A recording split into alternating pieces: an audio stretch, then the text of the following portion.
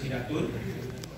Selanjutnya yang kita hormati Kepala Disduk Capil, Kabak Pemerintahan, Karangkes Bangpol, kemudian saudara kita Bawaslu, Bapak Lili Wali, dari awalnya sudah seperti anggota KPU. Selanjutnya pimpinan Ormas, ada Muhammadiyah dan NU, Ketua KNPI. Selanjutnya juga ada akademisi, Ketua Forum Wali Nagari dan Ketua BPN yang kita muliakan dan kita hormati, kawan-kawan pimpinan partai politik, 18 partai politik. Selanjutnya Bapak Ibu Camat dan Sekretaris Kabupaten Sijunjung, yang tidak kalah pentingnya kawan-kawan jurnalis yang sekali kita undang pada kesempatan hari ini. Kita bersyukur kehadiran Allah SWT dan berselawat kepada Nabi kita Muhammad SAW. Muhammad wa ala ali Muhammad.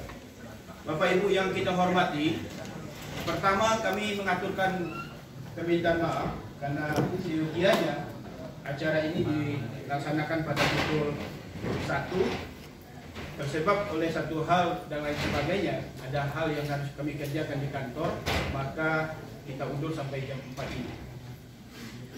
Yang kedua yang kami sampaikan adalah acara ini adalah acara sosialisasi tentang daerah pemilihan dan jumlah kursi. Kalau ada yang bertanya misalnya pada pemilu 2024 ini berapa orang yang akan menjadi anggota dewan? Kalau pertanyaannya untuk Sijunjung, saya kira sudah bisa menjawab semuanya. Pasti 30. Tapi kalau pertanyaannya untuk Indonesia, berapa orang yang akan menjadi anggota dewan pemilu 2024? Pasti tidak semua kita punya data itu. Kita bisa katakan pada hari ini, yang bakal menjadi anggota dewan untuk pemilu 2024 itu ada 20.462 orang, yang terdiri dari 580 anggota DPR RI, kemudian 2.372 untuk DPRD Provinsi se-Indonesia. Selanjutnya untuk DPRD Kabupaten Kota ada 17.510 orang. Berapa dapil untuk seluruh Indonesia itu? Ada 2.710 dapil. Jadi untuk kontestasi pemilu 2024 itu dapil kita sebanyak 2.710 sebanyak. Di Sijunjung itu hanya bagian kecil daripada Indonesia yang hanya 3 dapil.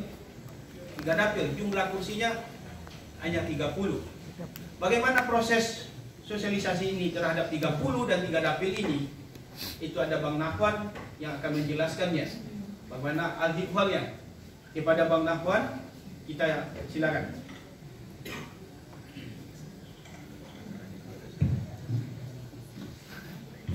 Bismillahirrahmanirrahim. Assalamualaikum warahmatullahi wabarakatuh. Waalaikumsalam warahmatullahi wabarakatuh. Yang kita hormati Bapak dari Forkopimda, dari Mangkili, kemudian Bapak dari Dinas di Pemda Kabupaten Sijunjung, dari Mangkili, kemudian dari Bawaslu, kemudian dari ketua-ketua partai atau pimpinan partai se-Kabupaten Sijunjung, kemudian juga dari PTK se-Kabupaten Sijunjung, kemudian juga yang kami utamakan ada ketua dan anggota KPU, kemudian Pak Sekretaris beserta semua staf yang berada pada jajaran beliau. Syukur tidak lupa kita kembali kepada Allah SWT sore ini, walaupun tadi kata ketua ada sedikit pengunduran karena teknis, tapi pengunduran ini membawa keberuntungan. Kita sampai acara berbuka bersama di sini. Jadi kalau tadi dimulai jam 1 jam 2, kemungkinan agak cepat selesai, mungkin kita sampai berbuka. Tapi karena sudah dimulai setelah asar, maka kita sekaligus mengadakan program acara berbuka bersama di sini. Mungkin untuk satu-satunya dalam Ramadan ini Pak, kita kumpul semua di sini. Ini adalah tempat kita kesempatan ini. Kemudian salam dan salam kita juga kepada Nabi kita Muhammad SAW sebagai suatu bencana bagi kita sebagai umat beragama dan Islam. dalam mengambil contoh terhadap beliau dalam kehidupan sehari-hari. Bapak Ibu semuanya, pada hari ini memang sesuai dengan undangan kita mengadakan sosialisasi terhadap penetapan tabel dalam eksekusi. Pada pertemuan sebelumnya kita sudah mengadakan juga pertemuan ini dalam bentuk uji publik.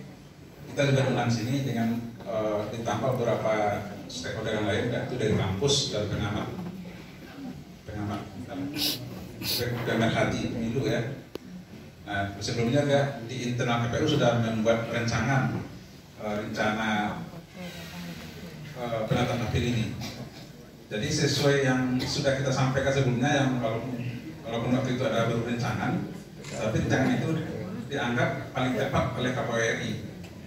Yaitu walaupun masih 3 tertabel, tapi setelah kita buat rencana, ada waktu itu 3 rencana kalau ada salah atau 4 tabel lama, artinya tabel Sunjung lama, yaitu 1 Sunjung 4 Nagari Kubitan, kemudian 2 Kota Tunjung 4 dan 10 Kudus, kemudian 3 Kota Penyegaran dan Kamang Baru, kemudian ada rancangan baru, ada beberapa rancangan baru, tetapi yang ditetapkan oleh KPU sesuai dengan prinsip penataan tabel itu adalah terjadi pergeseran sesuai yang suara kita bersama juga, itu yang paling tepat gitu, memperhatikan kesetaraan kursi, memperhatikan proporsional, memperhatikan konsekuensivitas, arti kedekatan antar kecamatan, kemudian ada kesinambungan, jadi tidak pemetaan tabel baru itu tidak memutus mata rantai dari tabel sebelumnya, tapi cuma ada pergeseran sedikit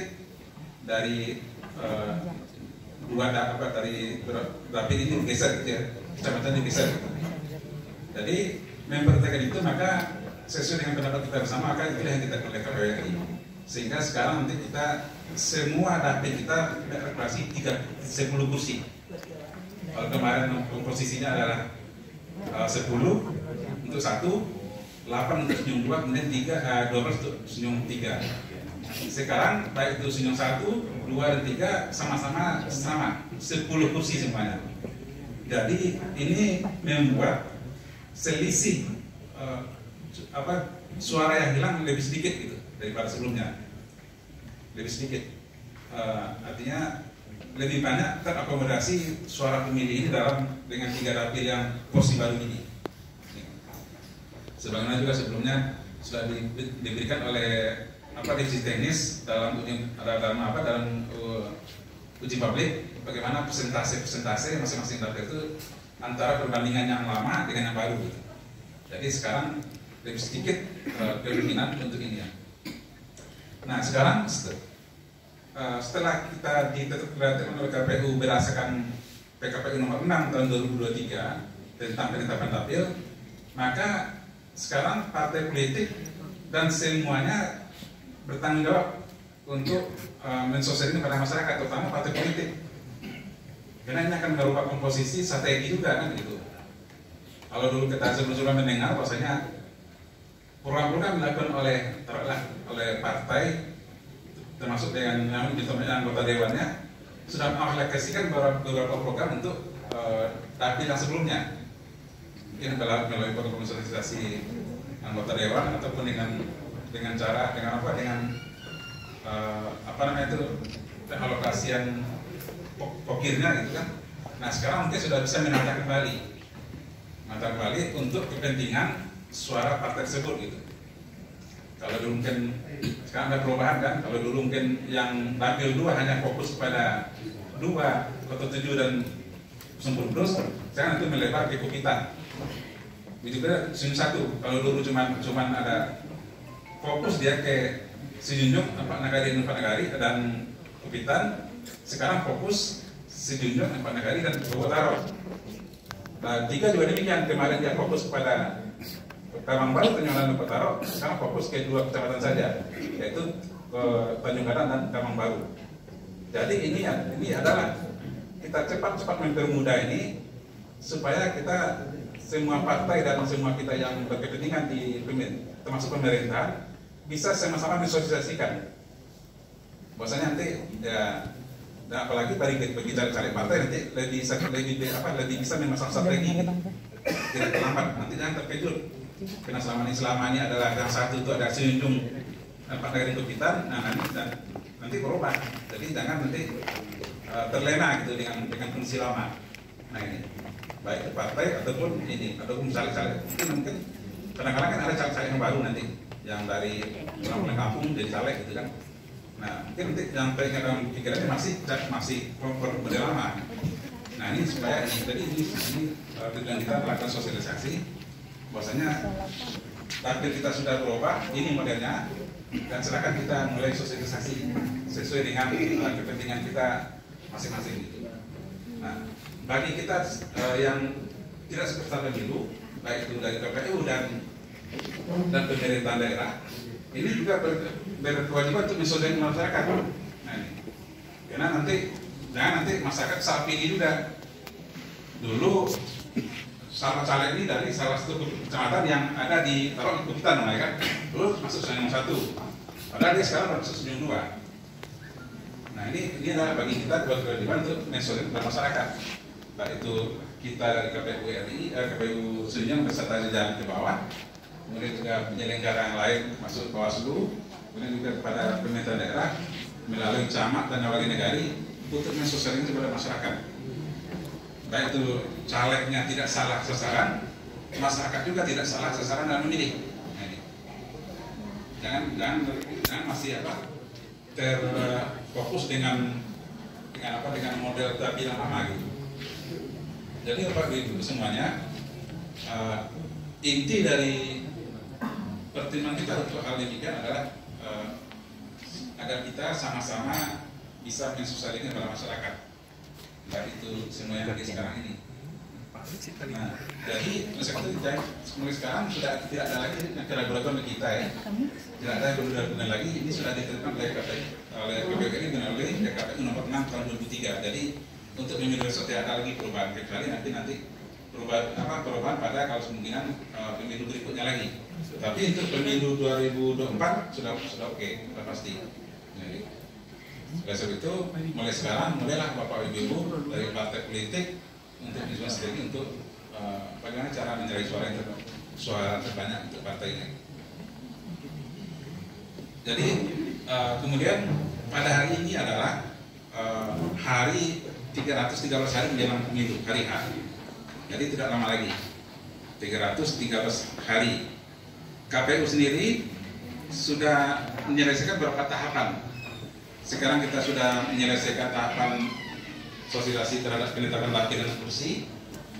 Kemarin kita sudah menghasilkan penetapan DPS. Kemudian nanti berikutnya akan ada penetapan DPT. Kemudian nanti akan ada rangkaian-rangkaian sosialisasi yang berikutnya yang akan dilakukan oleh KPU sesuai dengan tahapan. Termasuk sampai kampanye, sampai minggu tenang dan sampai pencoblosan. Jadi kita oleh sebab itu Pak Ibu mulai dari kawan kita dengan partai politik akan sering bertemu, dengan partai politik akan sering bertemu dan juga dengan sport yang lain. Nanti akan termasuk kemarin kita sudah sosialisasikan mengenai dana kampanye. Nanti akan sering partai akan berkonsultasi dengan KPU dan mungkin akan sering juga koordinasi terhadap semua yang tahapan yang kita lalui itu. Oleh sebab itu nanti ya karena ini kita akan sudah mulai masuk masa sibuk kegiatan pemilu, kami mengharapkan kita sama-sama siap saja untuk diundang gitu, atau untuk dikoordinasikan oleh KPU sendiri terhadap semua masalah yang ada dengan tahapan pemilu ini. Jadi untuk hari ini mungkin itu yang inti yang saya sampaikan. Selanjutnya akan kita minta kepada Presiden ini menambahkan terkait dengan dapil ini, karena ini adalah defisit teknis penyelenggara. Mungkin sementara kita kembali kepada ketua dulu. Dari saya seperti demikian. Assalamualaikum warahmatullahi wabarakatuh.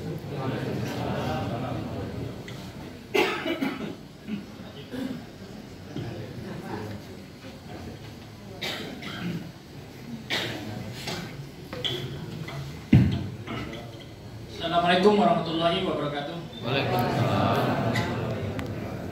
Alhamdulillah, sudah la ilaha illallah dan Muhammad Rasulullah dan Nabi pada akhirnya. Ini memang waktu dan tidak mengurangi nilai semua kita yang berada di bawah ini yang saya hormati. Lahan begitu kan serta.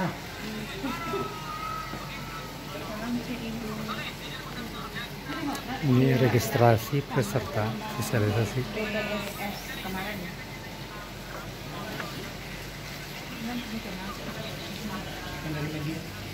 Jumlah peserta hampir 90 ya.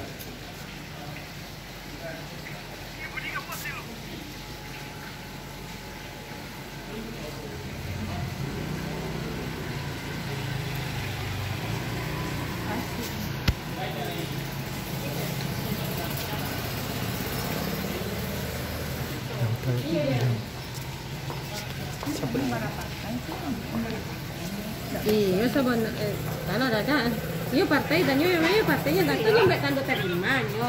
Tambahan itu kan bisa itu kayak gitu. Ini kan kayaknya partai sih. Maka jumlah kursi untuk kabupaten kita ini untuk DPRD Kabupaten Sijung itu sebanyak 30 kursi. Yang 30 kursi ini maka dialokasikan berdasarkan daerah pemilihan. Maka disusunlah daerah pemilihan kemarin sesuai dengan prinsip-prinsip, maka ditetapkanlah Kabupaten Sijung dengan 3 daerah pemilihan. Masing-masing daerah pemilihan memiliki alokasi kursi sebanyak 10 kursi. Karena daerah pemilihan 1 Sijunjung, daerah dapil Sijunjung 1 yaitu Kecamatan Sijunjung, Kecamatan Empat Nagari, dan Kecamatan Lubuk Taro. Itu 10 kursi. Daerah pemilihan Sijunjung 2 yaitu Kecamatan Bukitan, Kecamatan Kota 7, dan Kecamatan Sungai Kudus itu lokasi sebanyak 10 kursi. Dan daerah pemilihan Sijunjung 3 yaitu Kecamatan Padang dan Kecamatan Kamang Baru dengan alokasi kursi sebanyak 10 kursi. Maka untuk DPRD Kabupaten Sijung genaplah kursinya 30. Masing-masing daerah pemilihan itu 10 kursi.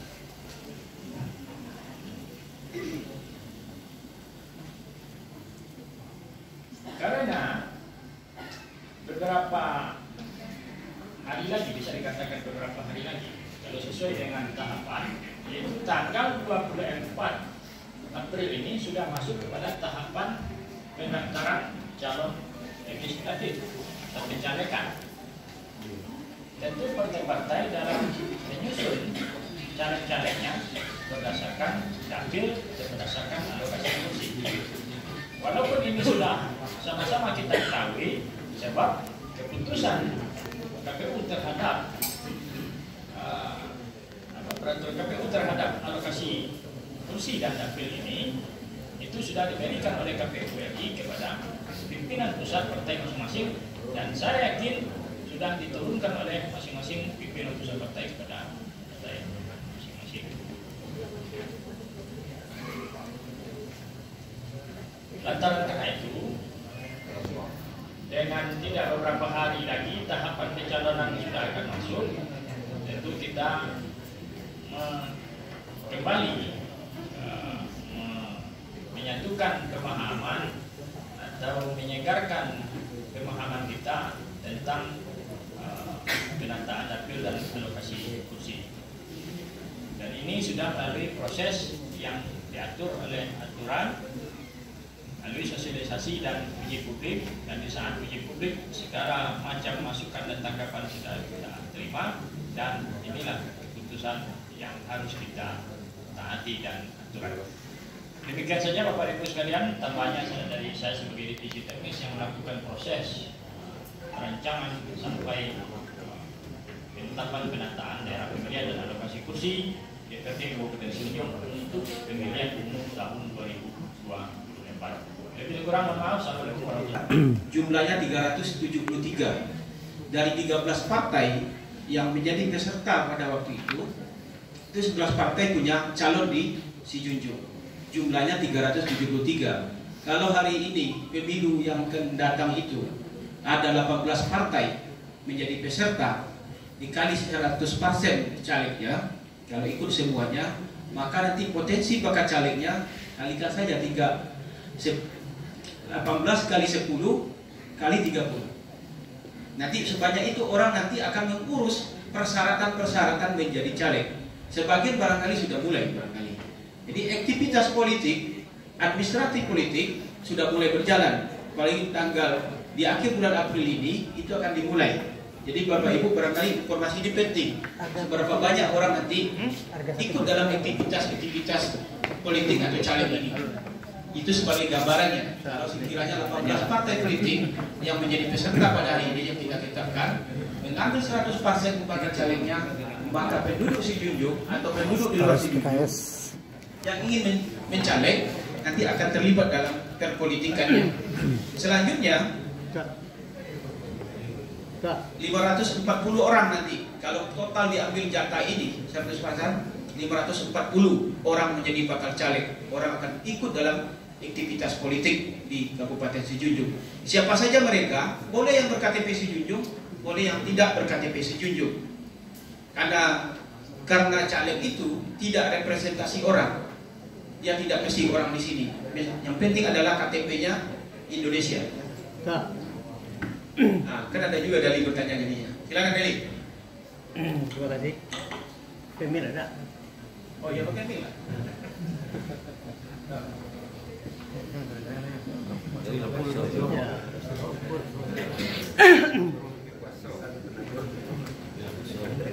Wabarakatuh dia lah, mulai itu Pemil lah. Iya. Terima kasih. Assalamualaikum warahmatullahi wabarakatuh. Dengan ada perubahan 3 dapil ini, dengan perubahan kecamatannya, kita ingin tahu sekarang berapa harga satu kursi itu untuk masing-masing dapil itu. Itu berbeda. Dapil 1 untuk satu kursinya ber 3.000 orang, dapil 2 bawahnya 2.000 orang. Itu yang kita tahu. Sehingga perjuangan partai politik ini kelihatan ya, di mana dia harus bermain nanti. Mungkin itu juga. Terima kasih. Assalamualaikum warahmatullahi wabarakatuh. Ketua tambahan. Itu untuk sekarang berapa TPS dan berapa pemilih? TP4-nya berapa? Itu direkam langsung. Iya. Ya. Oh iya, masuk video nanti kan? Dijamin. Oke, baik. Terima kasih. Oke, yang pertama soal penentuan kursi ini, bilangan pembagi penduduk, harga satu kursi bukan harga satu kursi keterpilihan ya, tapi adalah harga satu kursi dibagi dengan jumlah penduduk. Jumlah penduduk di angka 2 kita itu 240,079 ya, dibagi 30, kisaran 8.000 berapa kemarin? Jadi harga satu kursi di Sijunjung itu 8.000-an. Saya persisnya nanti Pak Gun ada itu data sama Pak Gun. Itu cara mengukur berapa nilai satu kursi untuk penduduk yang jumlahnya 240.079 tadi itu. Jadi kisarannya adalah 8.000-an, nanti persisnya Pak Gun menyampaikan. Jadi itu cara satu. Yang kedua adalah kalau menyatakan nanti harga satu keterpilihan pada pemilu 2019 dan pemilu berikutnya, sistem konversi suara menjadi kursi tidak lagi bilangan pembagi pemilih, tapi sudah saintel lagi murni. Jadi nanti berbeda dia sistemnya dan tidak lagi BPP dia. Jadi nanti dibagi 1 jumlah suara sah setiap partai, kemudian dibagi 3, dibagi 5 dan bagi 7. Nanti diurut berapa kursi dah sudah dapil itu. Nanti terperoleh partai mana yang dapat kursi. Apa beda BPP dengan saudara lagi murni? BPP ini itu bisa saja ada muncul kursi yang mahal, ada kursi yang murah. Santiago murni itu harga satu kursi dengan kursi yang lain itu relatif hampir sama dia. Jadi nanti bisa jadi suatu partai besar dia dapat satu kursi kalau di BPP, di partai kecil dapat pula 1. Tapi Santiago murni kalau suara partai besar dia akan dapatkan 2, yang kecil mungkin tidak dapat. Jadi lebih adil penghitungannya itu satu. Terkait dengan Pak Saptarius, jumlah TPS tadi ya. TPS kita yang kita tetapkan kemarin itu ada 761 reguler. Kemudian ada TPS lokasi khusus yang ada di lembaga permasyarakatan. Data pemilih kita sementara kita yang kita tetapkan kemarin itu adalah 173615. Kalau yang perempuan dan laki-lakinya tanya sama Dalpin nanti. Secara rincinya. Saya jumlah besar yang tahu. Saya kira itu kita lanjutkan diskusinya ke yang berikutnya. Mbak Kawe.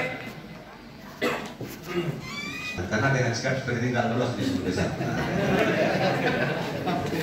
Karena seperti ini dibiasakan. Pertama yang mau saya tanyakan gitu Pak, memang 3 dapil ini sudah ditetapkan, tapi mereview ke belakang. Ketika sebelum uji publik, ketika sosialisasi dan uji publik, banyak suara waktu itu yang menyampaikan urgensinya terhadap dapil ini.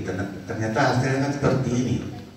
Nah, kira-kira kita mau minta informasi bagaimana sih prosesnya seperti ini sehingga dengan diterima dengan tanpa dapat berbuat apa-apa tentu tidak diterima juga. Tapi kan masih banyak perdebatan hal-hal Komisioner Bawaslu menimbulkan apa juga di tengah-tengah masyarakat. Seakan-akan apa yang dibicarakan ketika sosialisasi, ketika uji publik itu tidak sesuai dengan keinginan harapan peserta waktu itu. Kalau saya menangkapnya seperti itu, sehingga muncullah yang 10-10-10 ini. Nah, itu saja gitu yang mau kita sampaikan. Bahasanya masih bahasa Bawaslu. Ya, saya kira Pak Yudi Wandri dan kita semua adalah saksi terhadap perencanaan kegiatan KPI. Kita semua hadir, kita catat apa keinginan-keinginan atau perkataan daripada kita semua. Lalu ada yang mengatakan tidak sesuai, saya kira juga ada. Tapi berapa jumlahnya, ya kita catat dengan porsinya. Lalu keputusannya seperti ini dimaktubkan dalam peraturan PKPU nomor 6 itu sudah sesuai dengan prosedurnya. Apakah ada cerita di balik itu, ada apa segala macamnya? Ceritanya cukup dengan uji publik, sosialisasi dan uji publik. Tidak ada yang lain-lainnya. Kalau hari ini terasa Pak Yudi Wandri yang mewakili Bawaslu misalnya tidak mendapat cerita konkretnya atau lengkapnya atau utuhnya, barangkali pada pertemuan yang tertentu tidak hadir barangkali. Atau Pak Kun mau menambahkan kaum kolega nanti? Terima kasih. Tidak tertarik ya namanya kita melakukan tahapan-tahapan pemilu yang juga berkaitan dengan politik.